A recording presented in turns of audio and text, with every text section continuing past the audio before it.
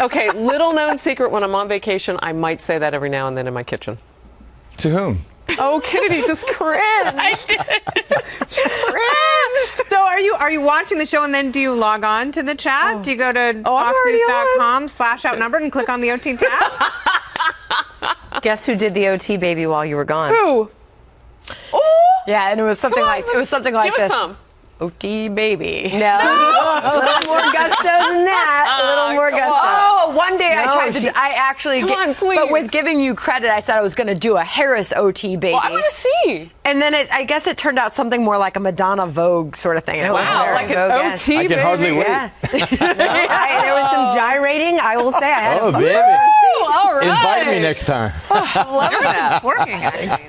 I cannot unsee the Kennedy cringe, though. That wasn't a cringe. You felt bad for me. Oh, well, you missed the Kirsten death stare on the couch on Friday. So. What was that?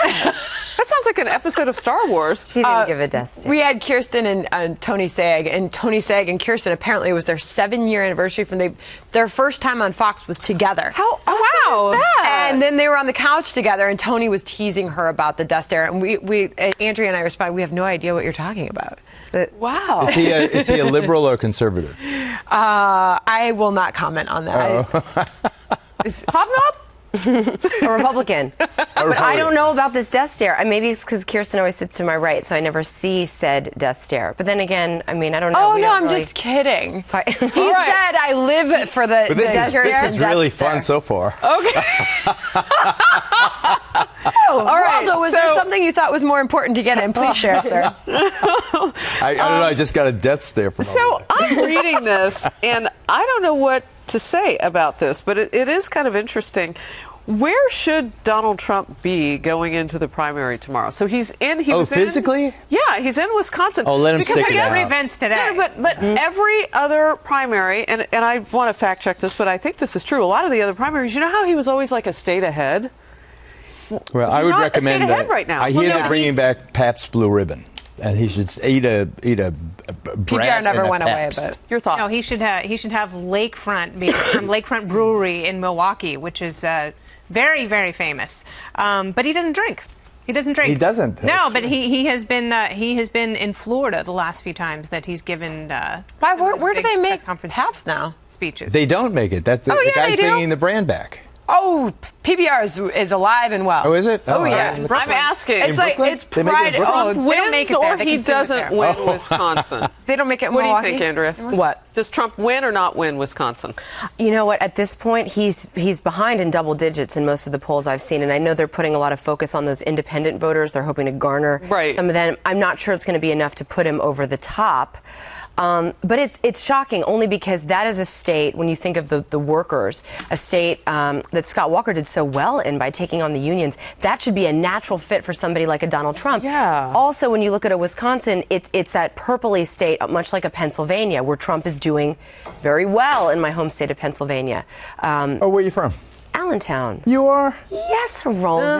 I love Billy I Joel. like the song. Yeah. Well, the song doesn't make it sound like the greatest place, but it is a great place. Although, little fun fact, that Billy Joel wanted to do it about Pittsburgh. Oh, really? But lyrically, Pittsburgh didn't work. And we're living here in Pittsburgh. So Allentown got awkward. the rap, but it's still a very I like great song. Allentown. Great town. See, I like what they did with the old I like mill. Pittsburgh. Yeah. You mentioned Scott Walker, though. Scott Walker has endorsed Cruz. How much does that affect Cruz's numbers? Well, the last time Scott Walker ran, I think he barely squeaked out a win in that state. So I'm not sure how much, momentum he's going to pull for a Cruz.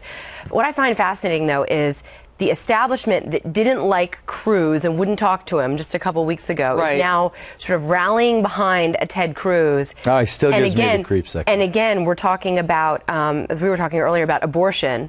Yeah. And it's abortion, and abortion. Even if you remove Donald Trump from this race, the issue of the establishment having major problems with the base of its party does not go away. Right. And the abortion issue does not go away if you're running against Hillary Clinton in a general with a candidate like a Ted Cruz. I totally agree. Yeah. The only thing I disagree is that I think that Trump wins in Wisconsin. You do? Wow. I think that if you examine the Real Clear average, which Andrea is lower, it's only like references, which is 7%. double It always is, digits, though. And then look at the most recent polling yesterday and this morning. He's closed it to 5 to 7%. And I think the independents will be his savior. And I think that once he wins it, New York will be gravy. And Pennsylvania, I think, will be big for Trump. But what about also. people who say the election's going to come down to women, particularly single women, especially That's the general. Yeah. No, the general. I think that Republicans really have a severe. Hillary doesn't do well problem, on that block. Women problem. She's going to do better than either Ted Cruz or Donald I agree Trump. with that. You'll see the women coalescing behind Hillary. They already are. Trump or Cruz. They already are. And I think they're going to coalesce against Trump or Cruz. Not necessarily for Hillary. I don't think you have a lot of people in the Democratic Party who are for Hillary. I was always it's a pretty small block. I always thought that Kasich would be a great running mate for Donald Trump. But I'm wondering if it wouldn't be Nikki Haskell, not Haskell. Haley. I said Haskell was what was that show? I don't know. Eddie Haskell? Eddie Haskell, right. Wow, that's an interesting combination. Leave it to Beaver. That's it. By the way, 10 points if you can guess now where it is actually manufactured. Guess where it is brewed. really made? Here? This shocked me. Here. No. Oh, no, like Mexico. Indonesia? Other coast. L.A. It's made in El Habsburg That's and beer? shocking or what? Yeah. Is the guy going to bring it back to Milwaukee? in Allentown, Pennsylvania. PBR? Used to. Wow. All right. There you go. Used to be Stroh's. Remember Stroh's Brewery? Stroh's, So, yeah. That's in regular Pennsylvania. viewer, I want to Yeah, give a it's gone shout out now. to Emily Trex. Trump is a fast learner and will make a great president. No one is perfect. Any of the top three will be better than the socialist left candidates. So, one thing that people have not taken into consideration, we're talking about people coalescing behind Hillary Clinton as women, the voting bloc of Democrats getting behind their candidate no matter how much of a bloodbath it's been up until that point. We've seen that in the past with Democrats, too. Mm-hmm. Are Republicans willing to do that ahead of the convention? Can they coalesce around one? That's the big question. No, I don't Not think if that they it's Trump. can.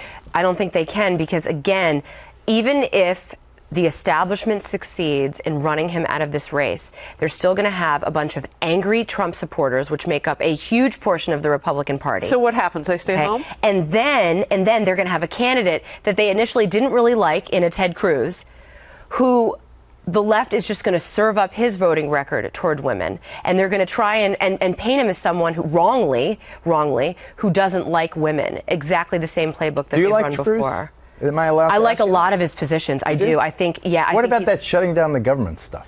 Yeah, I mean, I don't know if that was the best strategy. Why don't I know what any he of was his trying to friends do. like He was trying to be the one man that had the guts to shut down the government and finally take a stand and give the voters what they wanted.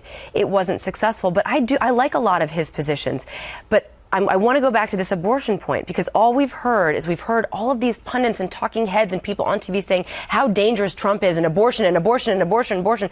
If you take Trump out, you still are going to have this issue in the Republican Party. And you know what? Trump could have handled that question so differently by just saying it's the law of the land. I don't want to tweak abortion, much like my opponent, Ted Cruz, and shifted that whole question. Right. Well, I agree with that 100%. But you know, the best reason he doesn't, though, is say, because he's not a politician. the best question I heard asked Trump that he didn't answer, have you ever been involved with a woman who had an abortion? That is the question that every man has to, men are the pontificators about abortion. Ask every man, have you ever been involved with a woman who had an abortion? Trump did not answer that question. Would you have answered it? I think that you have to explain You didn't yourself. answer it right now. I'm not running. I'm not running. But would you have answered it if you were him? And why do you think it's relevant? I think it's because there is a grotesque hypocrisy about abortion, particularly when you have old men dictating to women what they should do with their bodies. The grotesqueness is that many of these men, when you look at the numbers on abortion, statistics over the years, and dating back to the back alley days, statistically, millions of men have been with women who have had abortions illegal, gone through that process of the illegality and the back alley and the horror and the death and the wire hangers and all the rest of it. And then the Roe v. Wade, which hit here, and I was in the law office, Community Action for Legal Services, that filed amicus briefs in the New York case, that ultimately leading to Roe v. Wade.